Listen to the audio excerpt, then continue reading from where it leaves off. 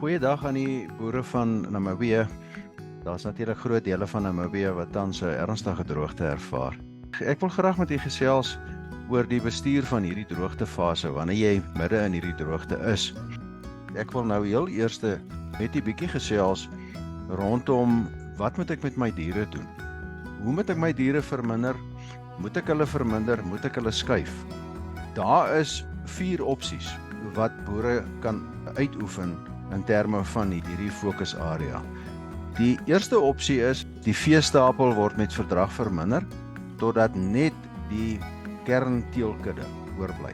Opsie 2 is die veestapel word in geheel of gedeeltelik verskuif. Opsie 3 is die veestapel word glad nie verminder nie, hy word net so aangehou.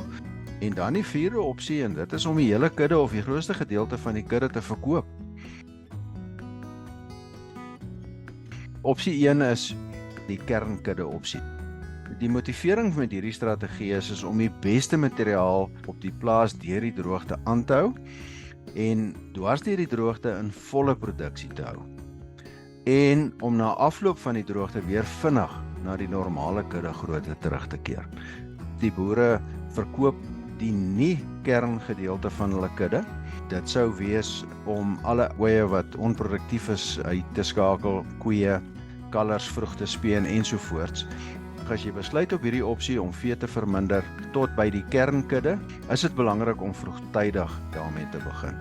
En dis belangrik om die vee te begin verminder as hulle nog in 'n redelike toestand is of in 'n goeie toestand is. En dan spaar die inkomste van die vee wat verminder word vir latere veeaankope.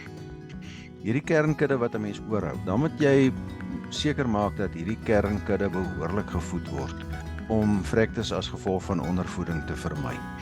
Die volgende opsie is om nie die kudde te verminder nie. Die motivering vir hierdie strategie is om buitengewoon goeie en duur materiaal in stand te hou.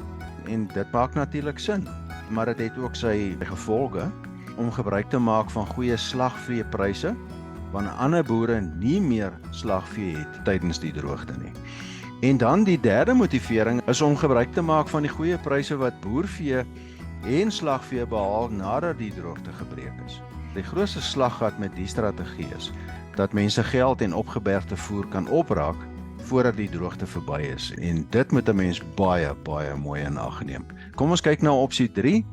Mense wat besluit om hulle hele kudde of die grootste gedeelte van hulle kudde in die droogte te verkoop en dan nou weer aan te vul aan die einde van die droogte.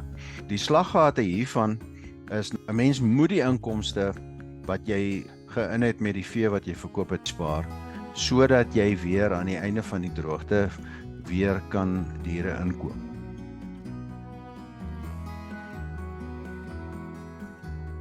Dan wil ek ter afsluiting sê dat my boek Slim Droogtebestuur vir Veeboere, wat al die detail bevat oor al hierdie opsies wat ek nou vir u gegee het, is beskikbaar by Namibia Book Market in Windhoek.